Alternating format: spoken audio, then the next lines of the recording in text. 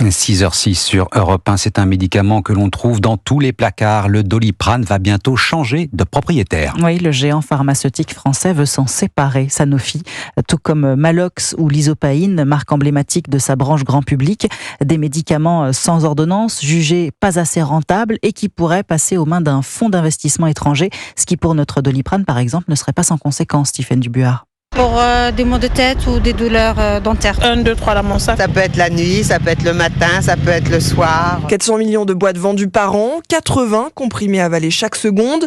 L'addiction des Français au Doliprane sera-t-elle menacée par le changement de propriétaire de ce médicament best-seller ? Pas impossible, car si le repreneur décide de rentabiliser au mieux son achat, il aura tendance à commercialiser le Doliprane d'abord à l'étranger. Analyse l'économiste de la santé Frédéric Bizard. Clairement, on peut penser que cette société privilégiera les pays qui ont des prix plus élevés que nous et servira la France ensuite. Autre risque, que le prix de vente du Doliprane augmente et cela tient beaucoup au profil des potentiels repreneurs. Les fonds d'investissement vont devoir créer de la valeur à court terme. Pour augmenter la rentabilité de cette activité, vous avez deux moyens. C'est d'augmenter les prix et de réduire les coûts. La vente pourrait être bouclée d'ici à la fin de cette année. L'objectif pour Sanofi, en tirer au moins 15 milliards d'euros. Tiffaine Dubuard du service économie d'Europe 1.